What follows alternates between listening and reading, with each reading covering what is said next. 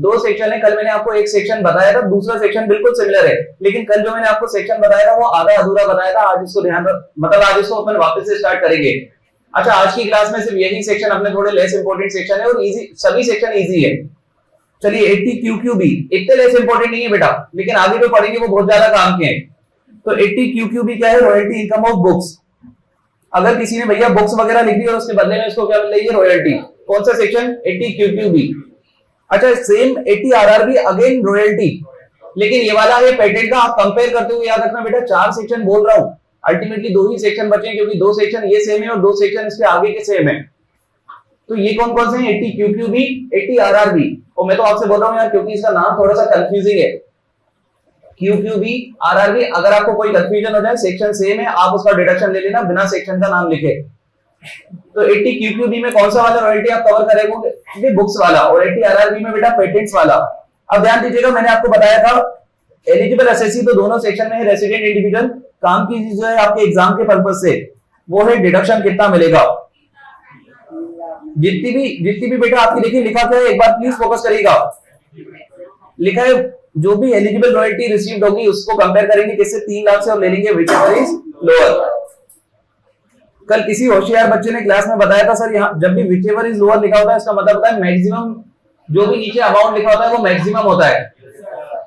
चलिए अब एक काम करिएगा बेटा, ध्यान देना सब लोग।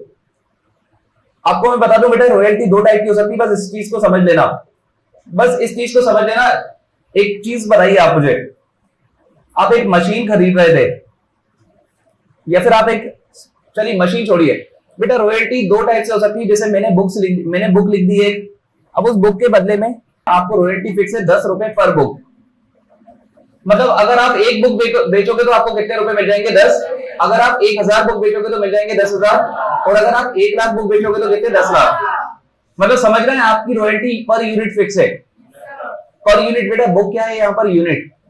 अगर आपकी बुक करोड़ों छपेगी तो शायद आपको करोड़ों की रॉयल्टी भी मिल सकती है। समझ रहे हैं मेरी बात? अब बेटा एक और टाइप से रॉयल्टी दी जा सकती है, लमसम। आपसे बोल सकते हैं कि यार ये जो बुक आपने छापी ना, इसके बदले में ये लो 50 लाख रुपए। आप फर्क समझिए बेटा, एक है लमसम, दूसरी कौन सी है? Per unit. अगर आपको लमसम रॉयल्टी मिल रही है ना, तो सरकार बोल रही है जितनी भी रॉयल्टी आपको मिली वही आपकी हो जाएगी एलिजिबल। मतलब लमसम मतलब ये 50 लाख वाला केस, सरकार बोल रही है 50 लाख रुपए अगर आपको मिले तो पूरे के पूरे 50 लाख रुपए क्या माने जाएंगे? Eligible royalty. लेकिन यार अगर आपको रॉयल्टी मिल रही है एज अ परसेंटेज, मतलब पर यूनिट मिल रही है अगर, तो उस केस में सरकार बोलती है, ध्यान से सुनिएगा, सरकार बोलती है कि जो भी आपकी वैल्यू ऑफ बुक्स होगी, जो भी आपकी बुक्स की वैल्यू होगी, इसका 15% माना जाएगा रॉयल्टी। बेटा ध्यान से सुनना, पर यूनिट में रॉयल्टी आपकी कुछ भी हो, सरकार बोल रही है मैक्सिमम कितना मानोगे? 15%। लिमिट लगा रही है बेटा सरकार अगेन। प्लीज ध्यान दीजिएगा, रॉयल्टी 2 टाइप की, बस यही चीज थी जो मैंने कल आपको नहीं बताई थी। रॉयल्टी 2 टाइप की, लमसम, पर यूनिट। अगर भैया लमसम रॉयल्टी, तो जितनी भी रॉयल्टी आपको मिली है आप उसी को क्या मान लोगे? Eligible royalty. वॉइस क्लियर है ऑनलाइन? लमसम रॉयल्टी की केस में अगर आपको 1 करोड़ रुपए मिले तो 1 करोड़ को ही क्या मान लोगे आप? Eligible royalty. अच्छा, अगर आपकी रॉयल्टी पर यूनिट है तो उस केस में आप क्या मानोगे? सर जितनी भी जो बुक्स की वैल्यू होगी ना, इसकी 15% मानी जाएगी एलिजिबल रॉयल्टी। देखिए लिखा है आपके लिए, और इंपॉर्टेंट ये एग्जाम में पूछा जा सकता है, मतलब टेस्ट किया जा सकता है। देखिए क्या लिखा है, एलिजिबल रॉयल्टी का मतलब क्या? क्योंकि ऊपर लिखा था एलिजिबल रॉयल्टी को कंपेयर करोगे 3 लाख से और क्या लोगे? Whichever is lower. नीचे लिखा है एलिजिबल रॉयल्टी मतलब अगर लमसम है तो अमाउंट रिसीव, और लमसम नहीं है तो 15% of the value of book sold. ठीक है, इस चीज को बेटा ध्यान रखना। अच्छा एक चीज, सेम सेक्शन 80 आरआरबी, बताइए क्यूक्यूबी और आरआरबी में क्या फर्क है? सिर्फ बेटा क्यूक्यूबी में रॉयल्टी बुक्स की है, आरआरबी में रॉयल्टी पेटेंट की है। Again same eligible royalty receipt को आप कंपेयर करोगे 3 लाख से और व्हिचएवर इज लोअर का आपको क्या मिल जाएगा? डिडक्शन। अब बेटा एक बारीकी है सेक्शन के अंदर, और ऐसे कोई वो बहुत बारीक पॉइंट नहीं है, बस ध्यान रखना आप लोग। सरकार यहाँ पर जो आपको डिडक्शन दे रही है, इनकम बेस्ड डिडक्शन, इसमें आपको हक है या नहीं? आप मुझे बताओ। इस इनकम बेस्ड डिडक्शन पे आपका हक नहीं है बेटा। सरकार की नजरों में ये इनकम अच्छी है, इसलिए सरकार आपको बेनिफिट दे रही है। अब बेटा सरकार बेनिफिट दे रही है, और मान लीजिए आपको जो रॉयल्टी मिलना है वो आपको इंडिया के बाहर से मिलनी है। एक काम करिए ना, पढ़िए ये पॉइंट देखिए क्या लिखा है, if royalties earned outside India, अगर आपकी रॉयल्टी कहां मिल रही है? इंडिया के बाहर, तो भैया एलिजिबल रॉयल्टी में आप उसी वाली रॉयल्टी को काउंट करोगे जो कि आपको 6 मंथ के अंदर रियलाइज हो जाएगी from the end of financial year. आपके साल खत्म होने के 6 सरकार ने आपको टाइम दिया है, साल खत्म होने के बाद 6 महीने के अंदर रियलाइज कर लो। अगर कर लिया तो एलिजिबल रॉयल्टी मानना, नहीं करा तो मत मानना। अच्छा मुझे एक चीज बताइए, आपको बहुत सारे बेनिफिट मिलते हैं क्या एक्सपोर्ट इंपोर्ट के? अच्छा एक्सपोर्ट इंपोर्ट के मिलते हैं या एक्सपोर्ट के मिलते हैं? आपको पता है इंपोर्ट पे तो उल्टा पनिशमेंट मिलती है, बेनिफिट कहाँ मिलते हैं? एक्सपोर्ट करने पे। आपको पता है इसकी वजह क्या होती है? फॉरेन करेंसी का इंडिया में फ्लो होना। तो बेटा यहाँ पर भी सरकार लालच में, उसी लालच में बोल रही है कि अगर आपको रॉयल्टी इंडिया के बाहर से रिसीव करनी है ना तो 6 महीने के अंदर रिसीव कर लो। और 6 महीने बेटा ध्यान से सुनना, इनकम टैक्स में जब भी आपको कुछ नहीं बताया जाए तो हमेशा लिमिट स्टार्ट होती है साल के एंड से, अगर नहीं बताया जाए। वरना मैं स्पेसिफिकली आपको बताता हूं, जैसे कि देखिए यहाँ पर भी कह रहेगा बेटा 6 month from the end of previous year, साल खत्म होने के बाद सरकार ने आपको 6 महीने का टाइम दिया है। तो कोई भी बच्चा इसको डेट टू डेट 6 मंथ मत मानना। अगर बेटा आपकी रॉयल्टी अप्रैल 2022 से रिलेटेड है तो भी आपको पता है सितंबर 2023 तक का टाइम है। सितंबर 2023 तक आप इसको क्या कर लो, रियलाइज कर लो, कोई दिक्कत की बात नहीं है। समझ रहे क्या मेरी बात? चलिए ये बारीक पॉइंट था और ये 2 सेक्शन है, एक बार मैं वापस से आपके सामने प्लीज पार्टिसिपेट करिएगा, क्योंकि यही 2 सेक्शन थोड़े से आज की क्लास में जितने भी सेक्शन होने वाले हैं ये थोड़े कम इंपोर्टेंस है in comparison to other sections. तो 2 सेक्शन थे बेटा, 80 QQB, 80 RRB। 2 है या एक ही है? एलिजिबल रॉयल्टी रिसीव्ड और 3 lakh whichever is lower. Eligible royalty received और 3 लाख व्हिचएवर इज लोअर। बेटा सब लोग प्लीज फोकस करें, पार्टिसिपेट करें। 2 सेक्शन है, 80 QQB, 80 RRB। Eligible royalty receive को कंपेयर करोगे 3 लाख से, क्या लोगे? Whichever is lower. अच्छा जो भी आपको 6 मंथ, बेटा अगर आपको रॉयल्टी इंडिया के बाहर से रिसीव हो रही है तो सरकार ने आपको कितना टाइम दिया? 6 मंथ का। साल खत्म होने के बाद से आपको 6 महीने के अंदर रॉयल्टी को रिसीव कर लेना चाहिए इंडिया के अंदर इन फॉरेन करेंसी। यस और नो? अच्छा इसके अलावा बेटा जो मैंने आपको एक और पॉइंट बताया था, बारीक पॉइंट, कि यार अगर एलिजिबल रॉयल्टी मतलब कौन सी रॉयल्टी? लमसम में तो जो मिली, और बेटा अगर वो पर यूनिट है तो 15% ऑफ वैल्यू। याद रख लोगे इस चीज को? चलिए अभी अपन जब पूरा डिडक्शन रिवाइज करेंगे उस टाइम पे अपन बात करेंगे वापस से इस पे, फिर मुझे मतलब कॉन्फिडेंस आना चाहिए कि आप लोगों को ये क्लियर है बिल्कुल सेक्शन। अब एक काम करिए बेटा, 2 सेक्शन बहुत इंपॉर्टेंट, इवन सबसे इंपॉर्टेंट सेक्शन आपकी डिडक्शंस के। छोटे छोटे से सेक्शन है बेटा, 2-2 लाइन के सेक्शन है, लेकिन बहुत इंपॉर्टेंट सेक्शन है आपके लिए।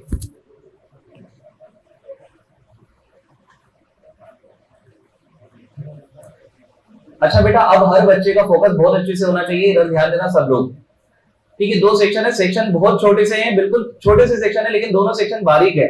और बारीक ये है कि या तो ये मिलता है या वो मिलता है, तो आपको ये समझना पड़ेगा कब कौन सा मिलेगा। एग्जाम में बेटा हर अटेम्प्ट में, लगभग हर अटेम्प्ट में ये सेक्शन पूछा जाता है, क्योंकि ये सेक्शन हर पर्सन पे एप्लीकेबल होता है।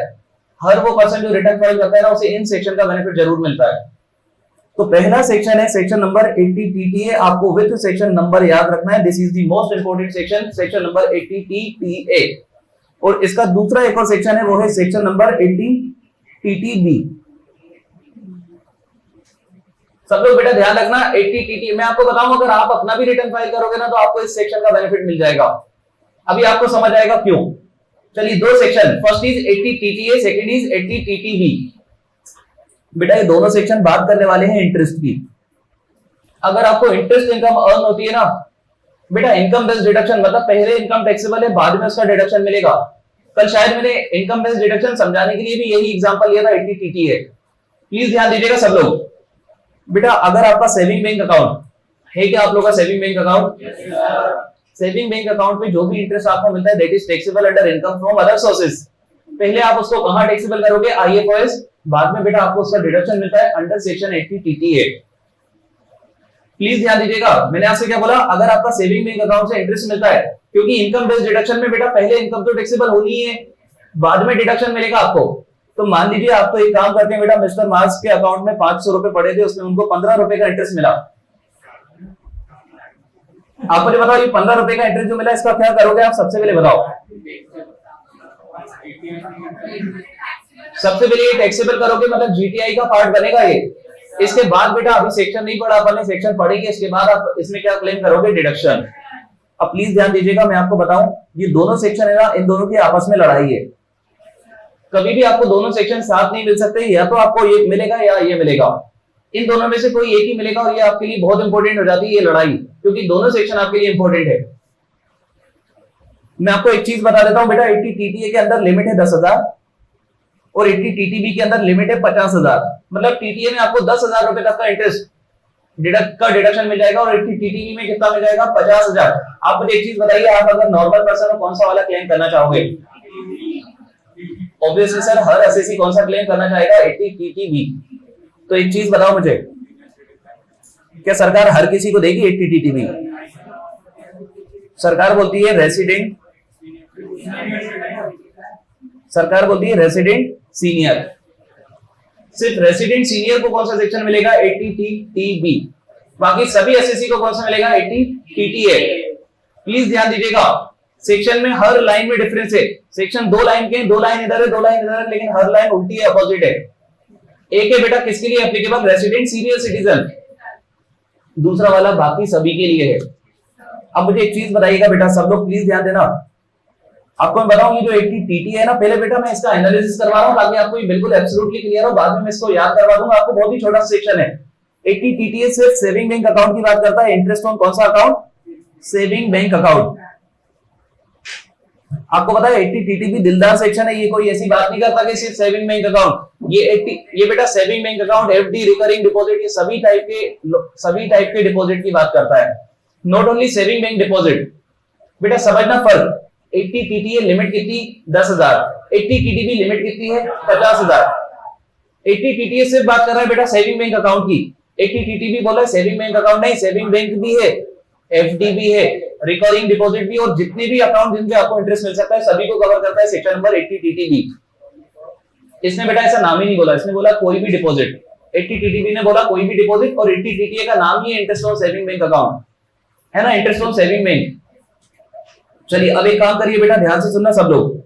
अब मैं आपसे एक क्वेश्चन पूछ रहा हूं, आपकी समझ के अकॉर्डिंग बताइएगा, क्योंकि सेक्शन तो इतना ही है। अगर मैं आपको बताऊं ईमानदारी से, सेक्शन तो इतना ही है। एक सेक्शन है जो सभी पर्सन के लिए एप्लीकेबल है, 80 टीटी है। एक सेक्शन है जो सिर्फ रेसिडेंट सीनियर सिटीजन के लिए एप्लीकेबल है, 80 टीटीबी। एक सेक्शन है जहां पर लिमिट है बेटा 10,000 की, मतलब जो भी इंटरेस्ट होगा उसको आप कंपेयर कैसे करोगे? 10,000 को ले लोगे, व्हिचएवर इज लोअर। एक सेक्शन है जहां पर लिमिट है 50,000, जो भी इंटरेस्ट होगा उसको आप कंपेयर कैसे करोगे? 50,000 को ले लोगे, व्हिचएवर इज लोअर।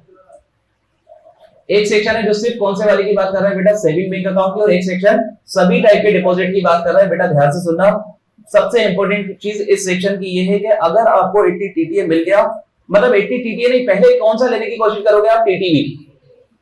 अगर आपको 80 टीटीबी मिल गया बेटा तो आपको 80 टीटीए नहीं मिलेगा। अगर ये नहीं मिला तो ही आपको 80 टीटीए मिल सकता है। और आपसे अभी मैं बहुत सारे क्वेश्चन पूछने वाला हूं इस बेसिस पे। चलिए एक चीज बताइए मुझे, पूछूं क्या? जितना मैंने आपको बताया अभी तक के बेसिस पे क्वेश्चन पूछूं? चलिए एक काम करता हूं, मैं एक लाइन आपको सिर्फ रीड करवा देता हूं, उसके बाद ही सेक्शन कंप्लीट तो हो जाएगा, फिर मैं आपको सिर्फ पूछूंगा क्वेश्चंस। चलिए एक लाइन सिर्फ आप लोग रीड कर लीजिए। देखिए क्या लिखा है, interest on saving bank account with, देखिए किस किस का नाम लिखा है, with banking company, cooperative bank, post office. बेटा मैं आपको बताऊं मार्केट में ये 3 ही लोग हैं जिनके पास आप सेविंग बैंक अकाउंट ओपन करवा सकते हो। एक कौन है बेटा? एक तो बैंक से, एक पोस्ट ऑफिस है। आपको पता है पोस्ट ऑफिस में भी सेविंग बैंक अकाउंट, एफडी वगैरह सब होती है, मतलब पोस्ट ऑफिस आल्सो एक लाइक बैंक। और उसके अलावा बेटा ये कोऑपरेटिव बैंक, ये जो रीजनल छोटी छोटी बैंक होती है ना, ये जो गांव में बनती है, रीजनल रूरल बैंक्स कोऑपरेटिव होती है वो। तो बेटा ये सभी टाइप के बैंकिंग लिखी है आपके सामने, इनके अलावा कोई पॉसिबिलिटी भी नहीं है। अरे आप मिस्टर मास के साथ सेविंग अकाउंट ओपन नहीं करवा सकते, आप इंटरेस्ट चार्ज करवा सकते हो, लेकिन उसको आप सेविंग बैंक अकाउंट नहीं बोलोगे कभी भी। तो बेटा सिर्फ 3 लोगों के साथ आप सेविंग बैंक अकाउंट ओपन कर सकते हो, तीनों यहाँ कवर है। अच्छा 80 टीटीबी में भी सेम है। यहां पर देखिए फर्क देखिएगा, वहां पर इंटरेस्ट ऑन सेविंग लिखा था, interest on saving bank account. बेटा यहां पर नहीं लिखा इंटरेस्ट ऑन सेविंग, देखिए क्या लिखा है, इंटरेस्ट ऑन डिपॉजिट। कोई सा भी डिपॉजिट हो, चाहे सेविंग बैंक, चाहे रिकरिंग डिपॉजिट, चाहे एफडी हो, चाहे कुछ भी हो, किसके साथ बेटा? या तो बैंकिंग कंपनी, या कोऑपरेटिव बैंक, या पोस्ट ऑफिस, सेम ही है। अब एक काम करो, मैं इसको जितना था इसमें मैं सब कुछ बता चुका हूं। अब एक काम करता हूं, आपसे क्वेश्चंस पूछता हूं, आप लोग आंसर करिएगा। प्लीज फोकस करिएगा बेटा, ये सेक्शन बहुत इंपॉर्टेंट है आपके एग्जाम के पर्सपेक्टिव से, क्योंकि हर क्वेश्चन में, मतलब कोई से भी क्वेश्चन में, ये इंटरेस्ट की इनकम आ जाती है, ऊपर सेविंग बैंक अकाउंट, तो नीचे आपको डिडक्शन लेना होता है। और वो कभी भी आपको याद नहीं दिलाएगा कि ऊपर इनकम लिए तो नीचे डिडक्शन लो, ये आपकी रिस्पॉन्सिबिलिटी होती है डिडक्शन लेना, अगर एलिजिबल हो तो। ठीक है, वो कभी आपसे नहीं बोलेगा कि 80 टीटीए का डिडक्शन प्लीज ले लीजिएगा, नहीं, आपको लेना है। अगर आपको दिख रहा है सेविंग बैंक अकाउंट है तो आपको 80 टीटीए का डिडक्शन क्लेम करना है इसमें। चलिए आपके सामने एक question, mister mass saving bank account, saving bank का इंटरेस्ट रिसीव हुआ है बेटा 15 रुपए। तो जब आप जीटीआई कैलकुलेट करोगे, जीटीआई में आईएफओएस कंसीडर करोगे कितने रुपए पे? 15। फिर बेटा आप इसमें से माइनस करोगे डिडक्शंस। अच्छा जीटीआई में आपकी बेटा और कोई सी भी इनकम है, पीजीबीपी की भी इनकम है 12 लाख रुपए, ठीक है, मतलब आपकी जीटीआई तो ज्यादा है, मतलब ये मत समझना कि जीटीआई की वजह से 15 रुपए का डिडक्शन लिया। आप मुझे बताओ बेटा सेक्शन 80 टीटीए का डिडक्शन मिलेगा मिस्टर मास को? टीटीवी का मिस्टर मास को मिल ही नहीं सकता। मिस्टर मास को सिर्फ कौन सा अलाउड है? 80 टीटीए। कितना मिलेगा? कितना मिलेगा सर? जो भी इंटरेस्ट होगा उसको कंपेयर करेंगे 10,000 से और विचेवर इज लोअर मिलेगा, मतलब 15 रुपए। चलिए कोई बच्चा मुझे बताएगा यहाँ पर विचेवर इज लोअर क्यों है? सर सरकार हमारी इनकम को एग्जेम्प्ट करना चाहती है, उसमें बेनिफिट देना चाहती है। अब इनकम ही 15 है तो 15 ही माफ करेगी वो, है ना? सरकार हमारी इस इनकम को बेनिफिट दे रही है, समझ रहे हैं मेरी बात? अब कोई भी बच्चा ऐसी गलतफहमी, मतलब ऐसी गलती मत कर लेना 15 रुपए की आईएफओएस में इनकम दिखा के नीचे 10,000 का डिडक्शन ले लो। ऐसा मत करना बेटा, जितना इंटरेस्ट हो मैक्सिमम उतना डिडक्शन लेना। 10,000 तो मैक्सिमम अमाउंट है। ऐसी 80 टीटीबी में 50,000 कौन सा अमाउंट है बेटा? मैक्सिमम। एक काम करता हूं और एग्जांपल लूंगा आपके सामने 2-3।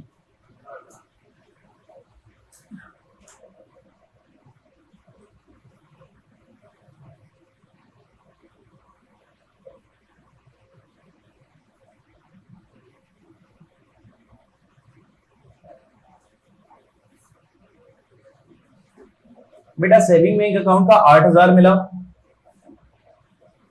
एफडी का 41,000 मिला एफडी, और इसके अलावा एक रिकरिंग डिपॉजिट भी है आपका जिसका आपको मिला है 11,000। सर सब ये सब कहां टैक्सेबल हो जाएंगे? आईएफओएस।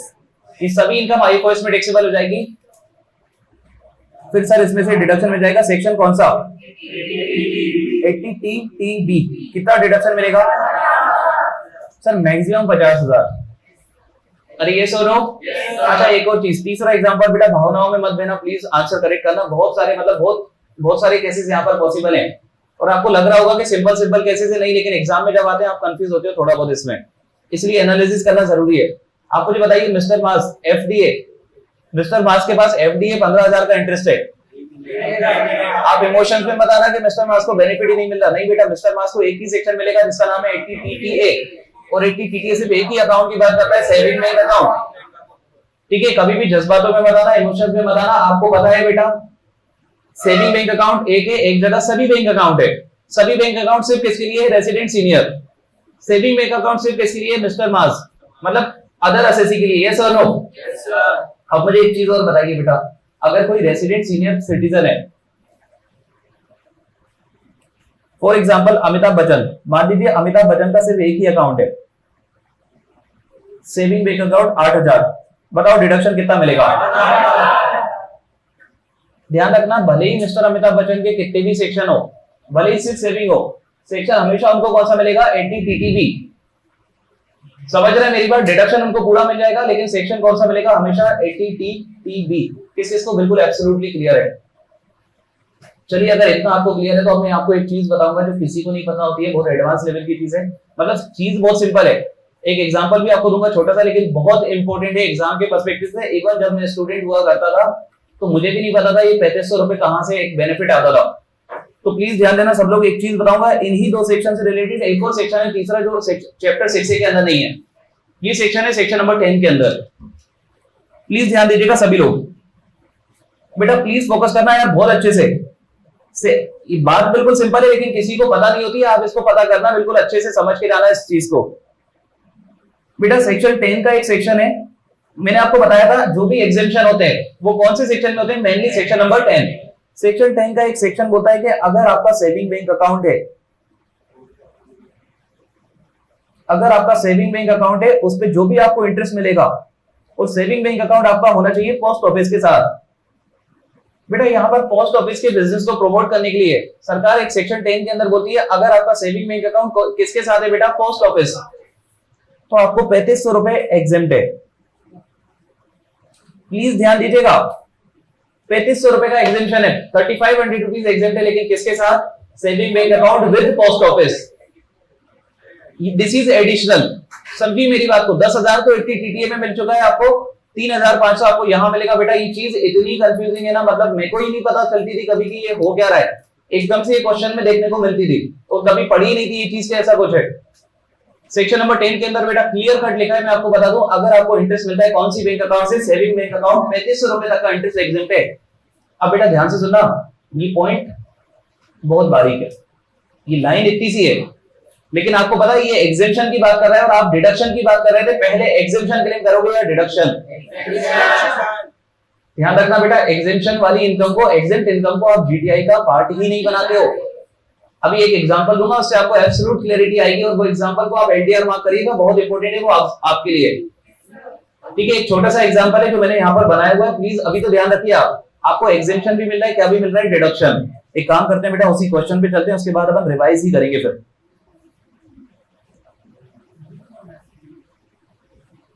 चलिए ये छोटा सा एग्जांपल लिख रहा है, ये बहुत इंपॉर्टेंट है आपके लिए, इस वाले एग्जांपल की बात कर रहा हूं बेटा।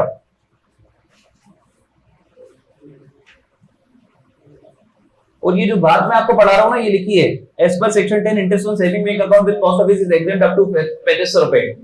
चलिए काम करिए सब लोग, बेटा एब्सोल्यूट क्लैरिटी के लिए एग्जांपल बहुत जरूरी है आपके।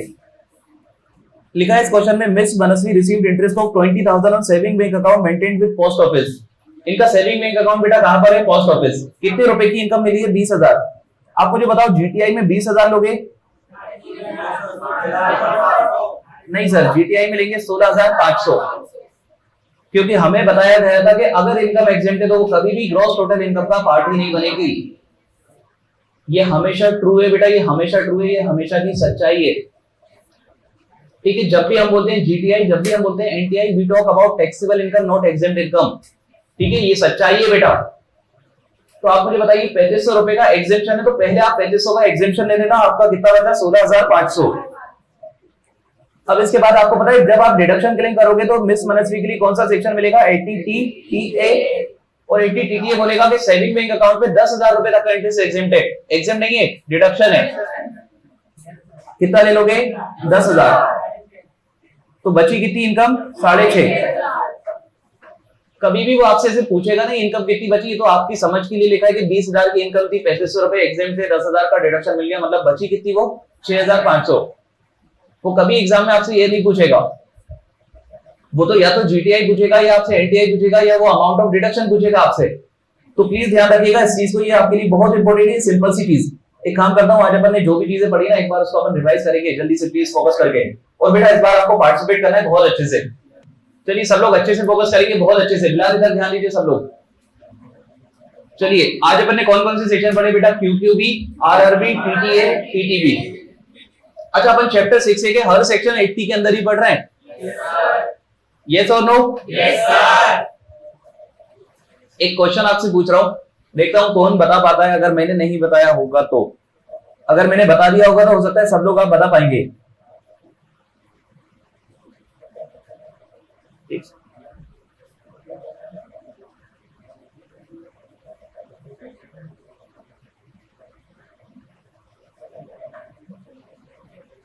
चलिए इसको रीड करके बताइए सेक्शन को।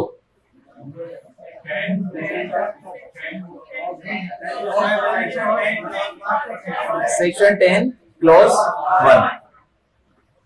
ये नहीं बता रहा हूं, ये तो मैं आपको बहुत अच्छे से बता चुका हूं बेटा। 10(1) और 10(2) का आपस में कोई लेना देना नहीं। जब आपस में लेना देना नहीं होता तो उसको अपन सबसेक्शन नहीं बोलते, अपन उसको बोलते हैं क्लॉज। ये बात क्लियर है आपको? जैसे बेटा सेक्शन नंबर 47 आपने कैपिटल गेन के अंदर पढ़ा था, सेक्शन 47 एग्जेम्प्ट ट्रांसफर आपने पढ़ा था कैपिटल गेन में। बेटा 47 के अंदर भी क्लोजेस थे। वजह सिंपल होती है, जब एक क्लोज का दूसरे क्लोज से कोई लेना देना नहीं होता तो उसको क्या बोलते हैं अपन? क्लोज। ये क्या है? हाँ ये क्या है बताओ मुझे? सेक्शन 10 सबसेक्शन क्लोज नहीं है। अच्छा वेरी गुड। एक चीज ध्यान रखना आप लोग हमेशा जिंदगी में, मैंने आपसे बोला था इनकम टैक्स में एग्जेम्पशन सेक्शन 10 में होते हैं। ये सेक्शन 10 नहीं है, सेक्शन 10AA है। ये सेक्शन 10 की सीरीज हो सकता है, ये सेक्शन 10 नहीं है, समझिए बात को। क्योंकि मैं आपको इसलिए बता रहा हूं बेटा, मैंने आपको सिखाया था कि इस इनकम टैक्स में एग्जेम्पशन जनरली मतलब मेजरली एग्जेम्पशन जहां होते हैं सेक्शन नंबर 10, तो I was talking about that section number 10, 10(1), 10(2), 10(3), 10(4), 10(5), 10(6), 10(7), 10(79), 10(80) etcetera. समझ रहे मेरी बात? I am not talking about 10AA, 10AB, 10AC, 10। समझिए बात को, प्लीज ध्यान रखना इस बारीकी को बेटा। सेक्शन आप है ना लॉ पढ़ रहे हो तो आपको ये बारीकी क्लियर होना चाहिए बेटा। जब हम बोल रहे हैं सेक्शन, तो सेक्शन 10 है और यहाँ पर सेक्शन 10AA है। समझ रहे हैं मेरी बात? तो आप मुझे बताइए, जो अभी अपन डिडक्शन पढ़ रहे हैं वहां पर सेक्शन 80 है, 80C है, 80D है, तो आप मुझे बताओ ना, क्या ये मतलब ये सब सेक्शन ही है बेटा? वो तो सरकार पता है किस लिए ऐसे बनाती है, पहले उसने बनाया होगा 80C, फिर उसको और जरूरत पड़ी तो उसने D बना दिया, फिर उसकी ABCD भी खत्म हो जाती है तो वो ऐसे स्टार्ट कर देती है TTA, TTB एटसेट्रा। तो ये उनके बनाने का तरीका है, इसमें हमें कभी भी कंफ्यूज नहीं होना, और ये चीज हमको क्लियर होना चाहिए। ये आप लोगों को ऑलरेडी क्लियर थी और इसको क्लियर ही रखना आप लोग। चलिए अब एक काम करिए बेटा, सेक्शन नंबर 80QQB और सेक्शन नंबर 80RRB दोनों बात करते हैं आपकी रॉयल्टी के बारे में। एक बात करता है बेटा रॉयल्टी बुक्स की, एक बात करता है रॉयल्टी पेटेंट की। यस और नो? Yes sir. अच्छा, सेकंड चीज, यहाँ पर दोनों सेक्शन बात करते हैं कि जो भी एलिजिबल रॉयल्टी होगी उसको आप कंपेयर करना 3 लाख से, और विचेवर इज लोअर का आपको मिल जाएगा डिडक्शन। विचेवर इज लोअर का आपको क्या मिल जाएगा? डिडक्शन। अच्छा, अगर आपको रॉयल्टी इंडिया के बाहर से रिसीव करनी है तो दोनों ही सेक्शन आपको 6 महीने का टाइम देते हैं टू रियलाइज दैट रॉयल्टी। अगर आपको रॉयल्टी इंडिया के बाहर से मिल रही है तो दोनों सेक्शन आपको 6 महीने का टाइम देते हैं कि आप रॉयल्टी को रियलाइज कर लीजिए। और 6 महीने कहां से आप चेक करोगे? From the end of financial year या प्रीवियस ईयर। ये बात क्लियर है आपको?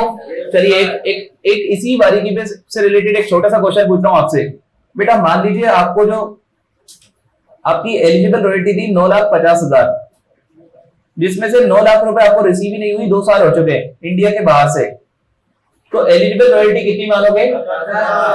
समझ रहे हो मेरी बात? जो आपको रियलाइज हो जाएगी with in 6 month outside India वाली। बेटा इंडिया वाली मिले नहीं मिले उससे कोई फर्क नहीं पड़ता, इंडिया के बाहर वाली को टाइम लिमिट क्या है? 6 month from the end of financial year.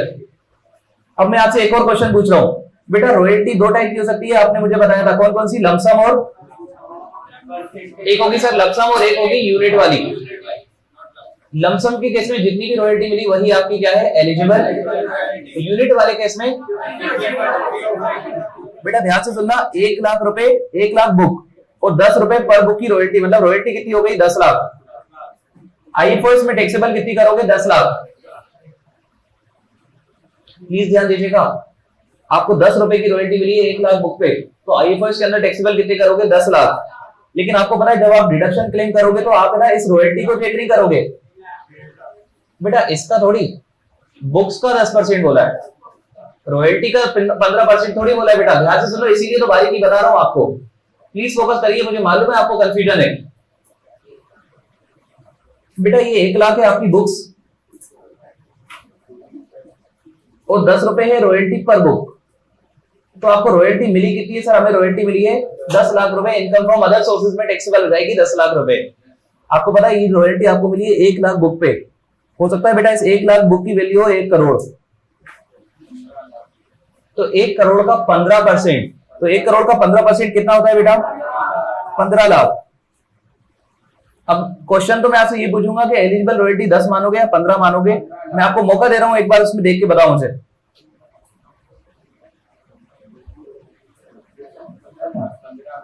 देखिए क्या लिखा है? Up to 15%। अप टू 15% मतलब मैक्सिमम है, तो एलिजिबल रॉयल्टी 15 मानोगे या 10 मानोगे? समझिए बात को, जो आपकी होगी ना उसको आपको कंपेयर करना है 15% of the value of book. समझिए बात को बेटा, बारीकी देखिए आप क्या लिखा है? अप टू 15%, मतलब ऐसा नहीं है कि 15 ही लेना है, 15 तो मैक्सिमम है, ठीक है? 15% तो मैक्सिमम बेटा, इसीलिए मैंने ये एग्जांपल ऐसा लिया है 10 लाख। कहां गया वो एग्जांपल? ये तो बेटा यहां पर आप 10 लाख को मानोगे एलिजिबल रॉयल्टी 10 लाख को। अच्छा, इसी की जगह ये 20 लाख होता, अब आपको 15 लाख को मानना पड़ता बेटा। सरकार लिमिट लगा रही थी कि maximum eligible royalty 15% of the value of books मानेंगे। आपको बेनिफिट नहीं दे रही थी कि 10 की जगह हम 15 कर देंगे, नहीं, जो है आपका वो तो एक्चुअल रहेगा। हम ज्यादा से ज्यादा कितना मानेंगे? 15% of the value of book. I hope ये आपको क्लियर हो। इसके बाद आपने तीन चीजें पढ़ी हैं, 80 TTA, 80 TTB। 80 TTA हर किसी को मिलेगा, यस और नो? और 80 TTB सिर्फ किसको मिलेगा? Resident senior citizen. 80 TTA हर किसी को मिल जाएगा, 80 TTB सिर्फ किसको मिलेगा? Resident senior citizen. आपको पता है ना, वो सीनियर सिटीजन को हर जगह थोड़े बहुत एक्स्ट्रा बेनिफिट रहते हैं। 80 TTB इज वन ऑफ दो सेक्शन। अच्छा आप मुझे बताइए 80 TTB में कितना तक एग्जेम्प्ट है, कितना तक डिडक्शन है? 50। 80 TTA में कितना है? 10,000। और बेटा ये 50,000 10,000 भी मैक्सिमम है, मतलब अगर आपका इंटरेस्ट ही कम है तो आपको कम मिलेगा डिडक्शन। सेकंड चीज, 80 TTB में क्या आपको बैंक अकाउंट का नाम बताया कि कौन सा होना चाहिए? नहीं, कोई भी डिपॉजिट, कोई भी बैंक अकाउंट। 80 TTA में सिर्फ एक ही डेट, एक ही अकाउंट, सेविंग बैंक अकाउंट। समझ रहे हैं मेरी बात बेटा? क्योंकि आप सभी बच्चों के सेविंग बैंक अकाउंट होंगे तो सभी की इनकम IFOS में टैक्सेबल होगी और फिर उनको डिडक्शन मिलेगा सेक्शन नंबर 80 TTA का। और जैसे आप सभी के हैं वैसे ही बेटा हर क्लाइंट का भी सेविंग बैंक अकाउंट होता है और उसको डिडक्शन मिलता है सेक्शन नंबर 80 TTA का। ऐसे बेटा ज्यादातर लोग, अच्छा मुझे एक चीज बताओ, रिटर्न कौन फाइल करवाते होंगे? पैसे वाले लोग। तो पैसे वाले लोग के पास सफिशिएंट पैसे होते हैं तो वो FT भी करवाते हैं, तो एक और सेक्शन उनके ऊपर लग जाता है 80 TTB। और मैंने आपको बताया था कि जो सेक्शन प्रैक्टिकल लाइफ में जितना इंपॉर्टेंट होगा वो एग्जाम के पर्सपेक्टिव से भी उतना ही इंपॉर्टेंट होगा। हर असेसी पे इनमें से एक सेक्शन जरूर लगता है। हर क्लाइंट पे बेटा आपके पास अगर 1000 क्लाइंट आएंगे ना तो 1000 के 1000 क्लाइंट में इनमें से कोई सेक्शन जरूर लगेगा, या तो TTA लगेगा या तो TTB लगेगा, क्योंकि कोई ना कोई अकाउंट तो होता है सबका। समझ रहे हैं मेरी बात? तो आप लोग क्लियर रखिएगा बेटा, ये सेक्शन इसलिए आपके इंपॉर्टेंट है। बस आप एक चीज हमेशा ध्यान रखना, अगर आपको TTA मिलेगा, मतलब अगर आपको TTB मिल गया तो TTA नहीं मिलेगा, मतलब दोनों की आपस में लड़ाई है, कभी भी साथ में दोनों नहीं मिलेंगे आपको, ये बात क्लियर है? और बेटा वो पोस्ट ऑफिस वाला क्या पॉइंट था, कौन बताएगा मुझे? चलो इधर ध्यान दो इधर बेटा, डिडक्शन और एग्जेम्पशन में फर्क बता जल्दी से। GTI में एग्जेम्पशन इंक्लूड नहीं होता। For example sir capital gain की इनकम अगर एग्जेम्प्ट थी सेक्शन 54 के अंदर तो हम उसको GTI में कंसीडर ही नहीं करते थे। जैसे मान लीजिए मिस्टर मार्ज ने 1 करोड़ रुपए का लॉन्ग टर्म कैपिटल गेन कमाया और सेक्शन 54 के अंदर पूरा 1 करोड़ रुपए एग्जेम्प्ट हो गया सेक्शन 54, तो उनका कैपिटल गेन अल्टीमेटली कितना बचा है? 0। जब आप GTI लोगे तो लॉन्ग टर्म कैपिटल गेन को कितने पे लोगे? 0। समझ रहे हैं मेरी बात? सर एग्जेम्प्ट वाली इनकम को ऑलरेडी माइनस करके हम इनकम में कंसीडर करते हैं, लेकिन डिडक्शन वाले में ऐसा नहीं होता बेटा। डिडक्शन में क्या होगा आप बताएं मुझे? हाँ बेटा बता, डिडक्शन और GTI में मतलब GTI की इनकम में शामिल होगा क्या? वो शामिल होता है। चलिए वेरी गुड सर, पहले उसको GTI में पार्ट बनाएंगे फिर उसको अलग से अपन एज अ डिडक्शन माइनस करेंगे। वेरी गुड, बैठ जाइए। अच्छा ये लास्ट सेक्शन स्टार्ट करने से पहले आप मुझे अभी तक के इंपॉर्टेंट सेक्शन बता रहे कौन कौन से थे? 80C, 80D, 80G, 80 TTA, 80 TTB। ये 6 सेक्शन आपके लिए सबसे इंपॉर्टेंट है, मतलब फर्स्ट प्रेफरेंस में फर्स्ट कैटेगरी ये 6 सेक्शन। बेटा आप में से बहुत सारे लोग डिडक्शन को लास्ट में छोड़ के जाएंगे, बहुत सारे लोग जाएंगे, वो मुझे पता है। समझना बेटा, जो अगर छोड़ के भी जाओ तो प्लीज ये 5-6 सेक्शन को मत छोड़ना जो सीरीज का पहला सेक्शन था 80C, क्योंकि आपको बहुत ज्यादा मेहनत नहीं करनी उसमें, सिर्फ 80D में आपको मेहनत करनी है, बाकी सभी सेक्शन ऐसे ही है 80D के अलावा। ठीक है, वो सेक्शन आप छोड़ के मत जाना। 5 section 80C, 80D, 80G, 80E, 80 TTA और 80 TTB। क्योंकि बेटा 80 TTA, TTB छोड़ के जाना तो बेवकूफी है, मतलब आपको पता होते हुए कि ये चीज आने वाली है और आप छोड़ के चले गए, वैसा वाला कांड हो जाएगा आपके साथ। अब बेटा मैं आपको एक सेक्शन बता रहा हूँ, एक नया सेक्शन आया था सरकार ने। अच्छा मुझे एक चीज बताइए कि हमारे देश में एम्प्लॉयमेंट की कमी है? बहुत ज्यादा कमी है, यस और नो? तो सरकार ने पता है क्या बोला? सरकार एक सेक्शन लेके आई, प्लीज ध्यान दीजिएगा बेटा। सेक्शन आपके लिए अंडरस्टैंडिंग, मतलब आपको थोड़ा समझना पड़ेगा। इस सेक्शन में कोई टेक्निकल बात नहीं है, बस सेक्शन आपको समझना पड़ेगा, आपको फोकस करना पड़ेगा आधा घंटे की क्लास पे। फिर कल अपन मतलब आगे अपन जब पढ़ेंगे तो अपन पहले डिडक्शन को रिवाइज कर लेंगे पूरा एक बार। चलिए एक काम करिएगा सभी लोग बहुत अच्छे से, सेक्शन नंबर 80JJA। सरकार ने आपसे बोला, एक सुनना बात को बेटा, सरकार ने बोला अगर आप न्यू एम्प्लॉइज को हायर करोगे तो जो भी उनकी कॉस्ट होगी उसका 30% हम आपको देंगे डिडक्शन। फोकस करिएगा बच्चे, सभी बच्चे। 80JJA में सरकार बोल रही है अगर आप न्यू एम्प्लॉय को हायर करोगे, अगर आप नए एम्प्लॉय रखोगे आपकी ऑर्गेनाइजेशन में, तो जो भी आप बेटा उनको सैलरी पे करोगे उसका 30% हम आपको क्या दे देंगे? डिडक्शन। प्लीज फोकस करिएगा, हर बच्चा फोकस करिएगा। इस सेक्शन की हर चीज को एक बार अच्छे से सुन लेना। सेक्शन बड़ा सिंपल है लेकिन प्लीज सुन लेना एक बार। सरकार ने बोला आपको सैलरी का कितना डिडक्शन देंगे हम, 30%। सरकार ने बोला 1 साल तक नहीं, 3 साल तक। प्लीज ध्यान दीजिएगा, जो भी आप सैलरी पे करोगे उसका 30% डिडक्शन दिया जाएगा 3 कॉन्जिक्यूटिव ईयर्स तक। Section 80JJAA।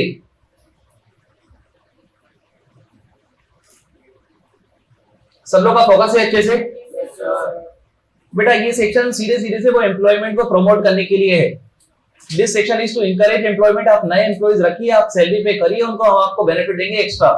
कितना बेनिफिट देंगे? 30% ऑफ जो भी उनकी कॉस्ट होगी उसकी 30%, और वो भी 3 साल तक। मेरा आपसे क्वेश्चन है बेटा, क्वेश्चन हर कोई बच्चा तो आंसर ही नहीं कर पाएगा, वही बच्चा आंसर कर पाएगा जिसका प्रेजेंस ऑफ माइंड बहुत अच्छा रहता है, जो अच्छे से चीजों को लिंक कर पाता है। आपने पीडीबीपी के अंदर एक सेक्शन पढ़ा था, सेक्शन नंबर 37। वहां पर आपने बात करी थी कि कोई भी खर्चा अगर लीगल है, कोई भी खर्चा अगर रेवेन्यू है, और कोई भी खर्चा अगर बिजनेस प्रोफेशन की वजह से है,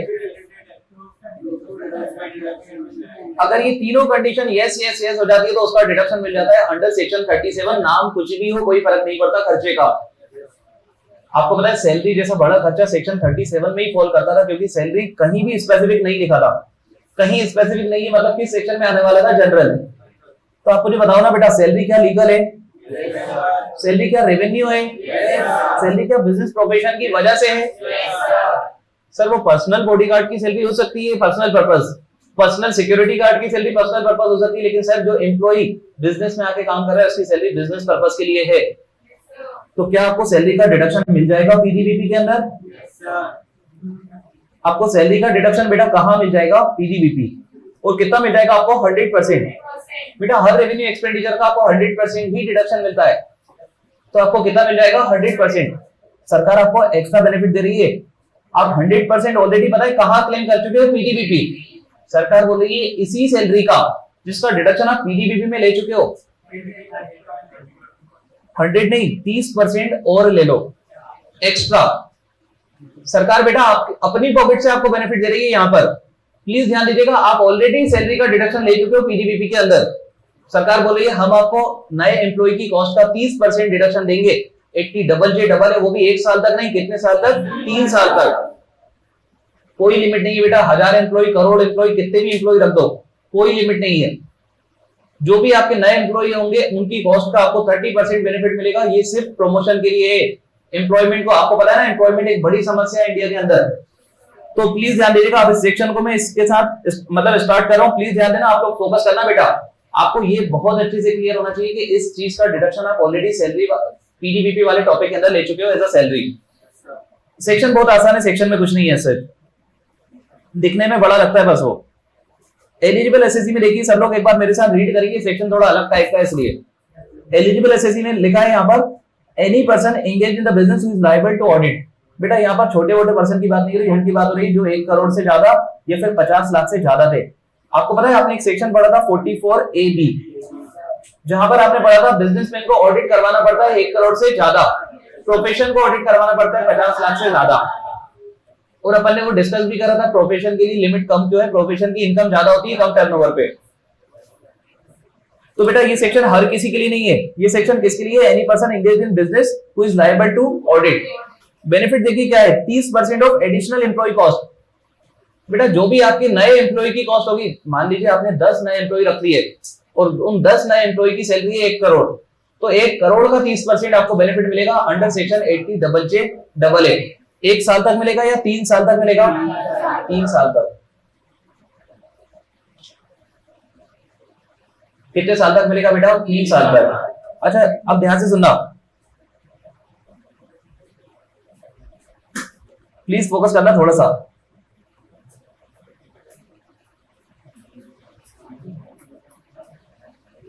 बेटा आपकी फॉर्म में एम्प्लॉय थे, आपकी फॉर्म में एम्प्लॉय थी रिंकी पिंकी, आपकी फॉर्म में एम्प्लॉय थी रिंकी और पिंकी। आपने रिंकी पिंकी को निकाल दिया और आपने टीना और शीना को रख लिया। सुनना मेरी बात बेटा, आपकी फॉर्म में 2 एम्प्लॉय थे रिंकी पिंकी, आपने उनको हटा दिया और आपने नए एम्प्लॉय को रख लिया टीना और शीना को, क्योंकि आपको पता था इन नए एम्प्लॉय की वजह से आपको क्या मिलने वाला था? बेनिफिट। आप मुझे बताओ बेटा, सरकार क्या ऐसा एम्प्लॉयमेंट दिलवाना चाहती है कि आप किसी और का खींच के उनको दे दो? नहीं। बेटा ध्यान से सुनना, प्लीज ध्यान से सुनना सब लोग। सिर्फ चेहरे बदलने से कुछ नहीं होगा बेटा, इंक्रीज इन नंबर होना चाहिए।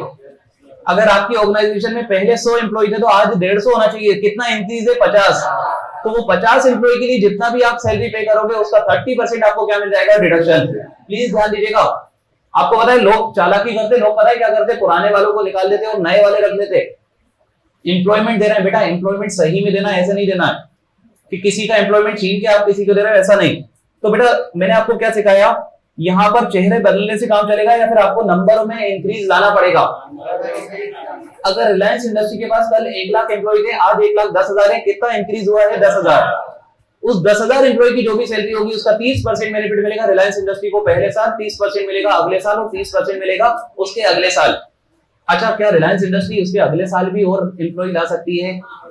मान लीजिए उसके अगले साल 1,10,000 से बढ़ के हो गया 1,12,000, तो बेटा वो जो 2,000 बढ़ा है उसका अगले 3 साल तक मिलेगा। मतलब ऐसा कंटिन्यू रहेगा बेनिफिट हर केस में। समझ रहे हैं मेरी बात? प्लीज कंफ्यूज मत होना। 1 लाख से 1,10,000 हुआ है ना, तो जो 10,000 बढ़ा है उसका 3 साल तक आपको बेनिफिट मिलेगा। और बेटा अगर वो अगले साल फिर बढ़ेंगे तो उनका भी अगले 3 साल तक आपको क्या मिलता चलेगा? बेनिफिट।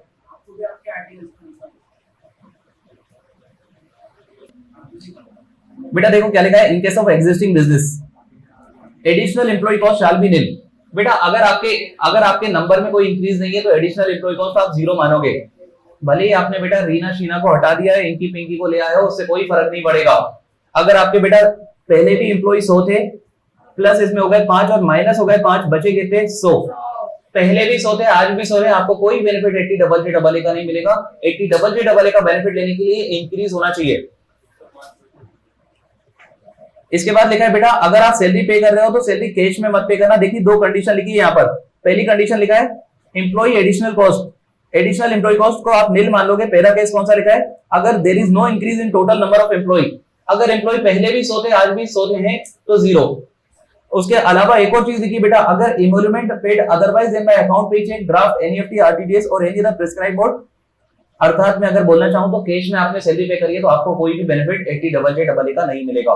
बेटा ध्यान से सुनना, पहले एक बार इसको मेरे साथ मेरे तरीके से कंपाइल करवा लेना, फिर मैं आपको इसको याद तो करा दूंगा, इसमें कोई ऐसे दिक्कत नहीं होगी। और ये कोई बहुत इंपॉर्टेंट, उतना इंपॉर्टेंट सेक्शन नहीं है, ठीक है? आपको मैं करवा दूंगा अच्छे से, लेकिन मेरे साथ चलिएगा पहले, क्योंकि अंडरस्टैंडिंग वाला सेक्शन है आपके लिए ये। इसके अलावा लिखा है बेटा न्यू बिजनेस।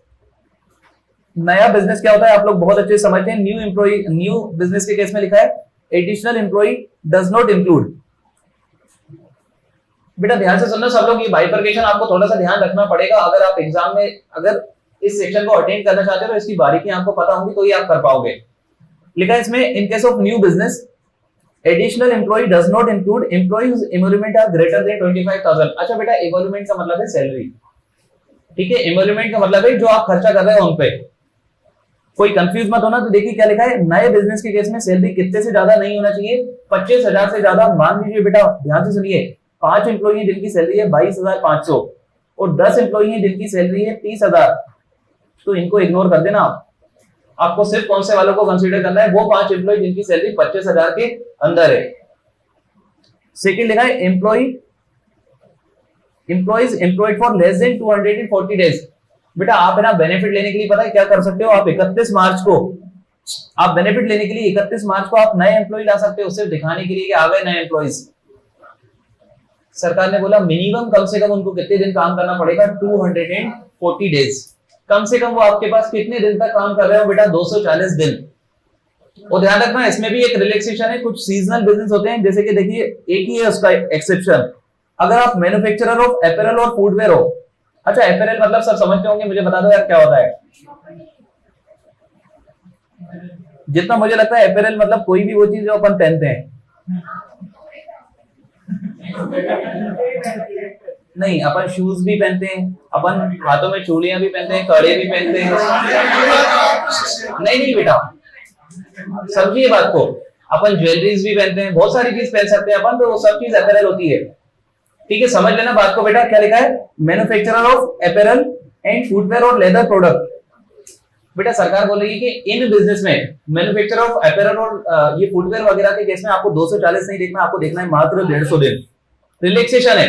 मतलब वैसे आपको देखना है 240 डेज, लेकिन उनके केस में आपको क्या देखना है 150 डेज। 2 पॉइंट और लिखे, फर्जी पॉइंट है। लिखा है employ does not participate in RPF. RPF मतलब क्या?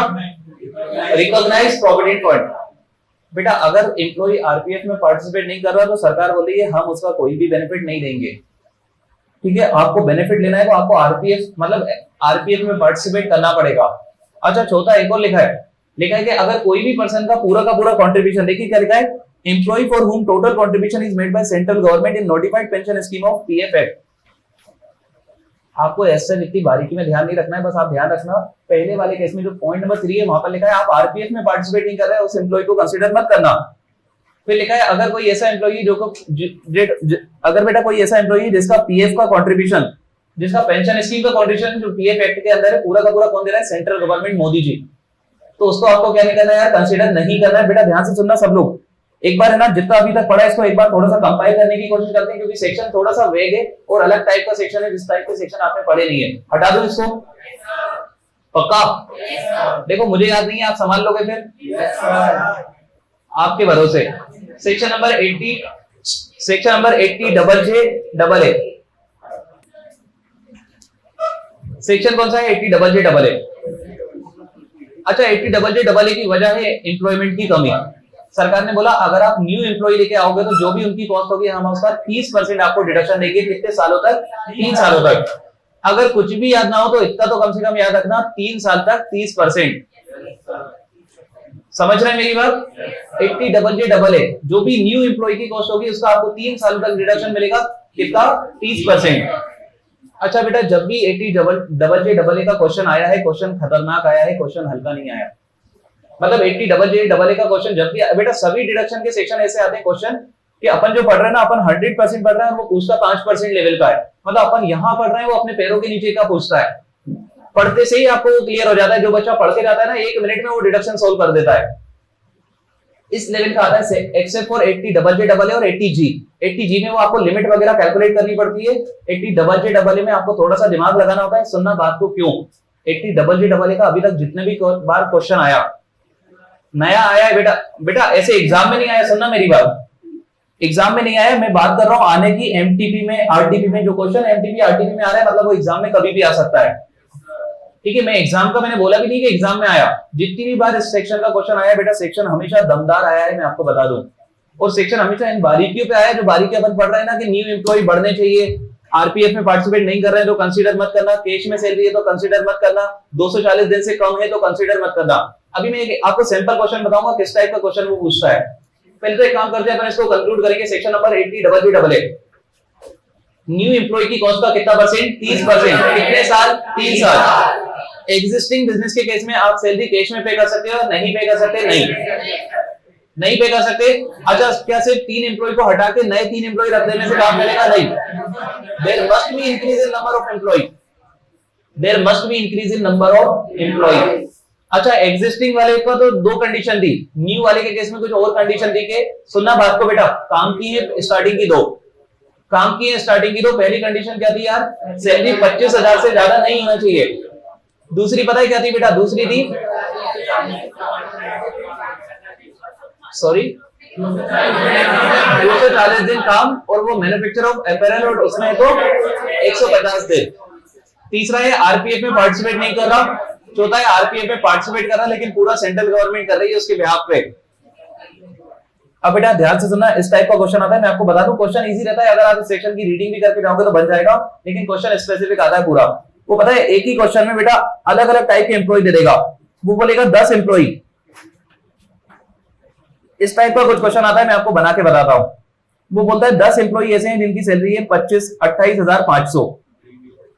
आपको पता है वो सिलेक्ट करना पड़ता है कौन से वाले एलिजिबल है कौन से वाले नहीं है। बोलेगा 10 एम्प्लॉय ऐसे हैं जिनकी सैलरी है 28,500, और पता है इनको वो बता देगा कि इन लोगों ने ज्वाइन करा था 1 अक्टूबर को 2023। आपको दिन भी कैलकुलेट करना पड़ता है। फिर वो बोलेगा 20 और एम्प्लॉय थे जिनकी सैलरी थी 22,500, और वो लोग आए थे 1/11/2023। मतलब वो दिन वाली जो कंडीशन है ना, वहां आपको टेस्ट करता है सबसे ज्यादा। वो चेक करता है आपको दिन वाली कंडीशन, फिर वो आपको चेक करता है ऐसे। फिर वो पता है और लिख देगा 5 ऐसे एम्प्लॉय हैं जिनकी सैलरी 20,000 है, और ये पता है स्टार्टिंग में ही आ गए थे 1 मई को। लेकिन आपने इनको सैलरी कैश में पे कर दी, तो बेटा वो 240। अच्छा, कभी कभी वो जो क्वेश्चन देता है उसमें ऊपर ही लिख देता है कि आप मैन्युफैक्चर ऑफ एपैरेल या फिर लेदर प्रोडक्ट हो, तो उस केस में आपको 240 की जगह 150। बेटा ये 2-3 पॉइंट पर वो फोकस करते हुए एक क्वेश्चन बनाता है, बड़ा सा क्वेश्चन, जो क्वेश्चन इजीली डुएबल होता है अगर आपको वो 2-3 बातें पता हो तो। ठीक है, अगर आपको बातें पता होंगी तो सेम ऐसे ही कुछ सेक्शन आता है बेटा, लेकिन ये वही कर पाएंगे जिनको वो सेक्शन उस दिन पता होगा।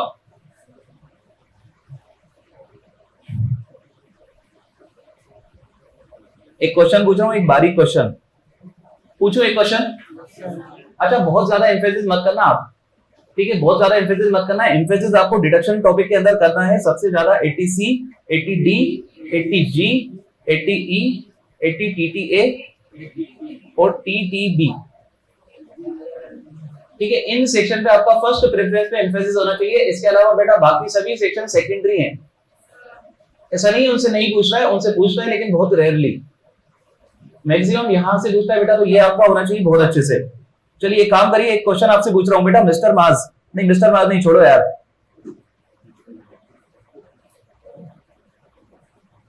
एक मैन्युफैक्चरर है लेदर प्रोडक्ट का, इसके पास बेटा 10 एम्प्लॉय आए 1 जुलाई को, और वो बोलेगा कि 15 एम्प्लॉय आए हैं 1 नवंबर को।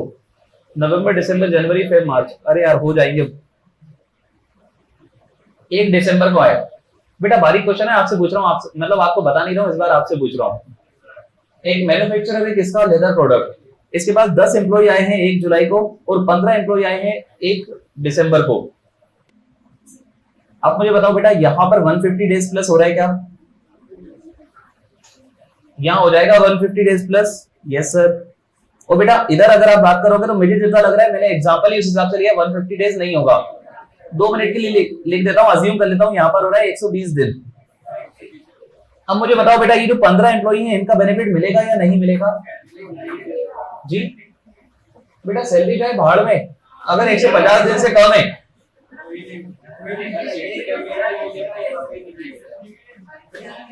समझ रहे मेरी? मैं बेटा एक एग्जांपल कुछ अलग ही पूछ रहा हूं आपसे, बहुत बारीक एक एग्जांपल पूछ रहा हूं।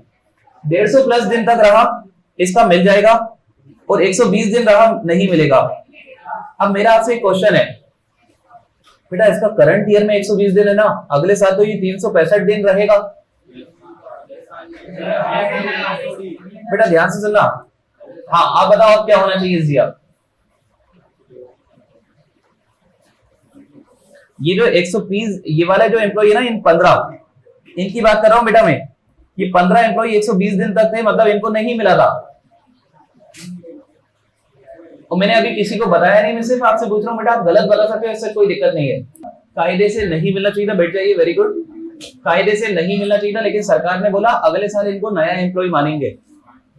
ठीक है, कायदे से नहीं मिलना चाहिए था, लेकिन सरकार ने बोला अगले साल इन वाले एम्प्लॉयज को, कि 15 एम्प्लॉयज इनका पिछले साल दिन की वजह से नहीं मिला, अगले साल इनको नया एम्प्लॉय मानेंगे। और बेटा उस साल पहला साल होगा जिनको इसका पहला साल हो जाएगा, अगला साल जब इनको बेनिफिट मिलेगा, और ऐसे 3 सालों तक इनको अगले 3 सालों में मिलेगा बेनिफिट।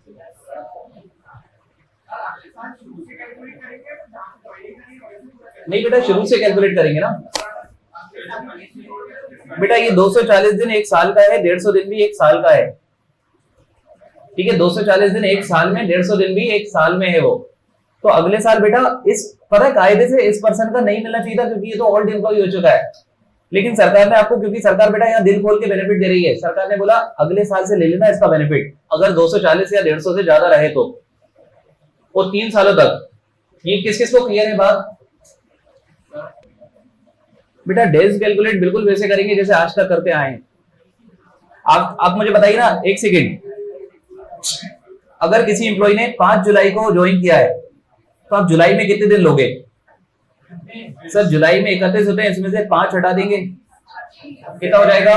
26। अच्छा मुझे एक चीज बताओ, कायदे से ज्वाइन किस तारीख को किया है? 5। कंसीडर करना चाहिए नहीं करना चाहिए?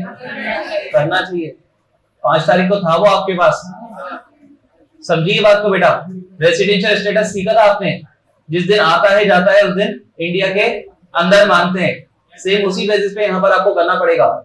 आप अकाउंट के कंसेप्ट मत लगा देना, 31 - 5 26, 26 नहीं बेटा 27, क्योंकि अगर एक चीज बताइए ना आप, अगर आप ईमानदारी से फिंगर पे कैलकुलेट करोगे तो क्या 5 तारीख को भी कंसीडर करोगे? क्योंकि 5 तारीख को था वो आपके पास, 5, 6, 7 ऐसे करोगे बेटा 27 दिन आएंगे आपके। ठीक है, जैसा अपन ने रेसिडेंशियल स्टेटस में सीखा सेम वैसा आपको करना पड़ेगा। इवन अगर ये छोड़ के चले गया ना, तो जिस दिन ये छोड़ के गया है उसको भी आपको कंसीडर करना पड़ेगा, क्योंकि उस दिन भी था ये आपके पास। यार ये एक बच्चा मुझसे क्वेश्चन पूछ रहा है, सर वो एक पर्सन है जो 2 शिफ्ट में काम कर रहा है, सुबह कर रहा है 8 घंटे, रात को कर रहा है 8 घंटे। बेटा अलाउड नहीं होता है, मैं आपको बता दूं ऐसा, this is not legally allowed. ठीक है, आप दूसरी जगह कर सकते हो, आपको एक ऑर्गेनाइजेशन कभी भी आपको 2 शिफ्ट में नहीं रखेगी, अलाउड ही नहीं होता है, उसको लीगल कॉन्सिक्वेंस हो जाएंगे। इंसान हो आप, मशीन नहीं हो, समझो बात को, है ना। लेबर एक्ट मना करते हैं, आप 8 घंटे से ज्यादा काम नहीं करवा सकते किसी से। अगर 8 घंटे बेटा, अगर 8 घंटे से आपने 1 घंटा एक्स्ट्रा करवाया ना, तो आपको 2 घंटे के पैसे पे करना पड़ते हैं। लेबर लॉ और बहुत सारी कंडीशन लगाते हैं बेटा, डुअल शिफ्ट तो वो होने नहीं देगा, ओवर टाइम भी नहीं होने देता है वो इजीली। मतलब डाउट पूछने के लिए कुछ भी क्वेश्चन बना देते हैं। सीनियर सिटीजन, सही, very good, thank you so much. इसी तरह के इन्फॉर्मेटिव वीडियोस देखने के लिए हमारे चैनल को सब्सक्राइब करें और लेटेस्ट वीडियोस को सबसे पहले देखने के लिए बेल आइकॉन को हिट करें। साथ ही लाइक और शेयर करना ना भूलें। APT educating India.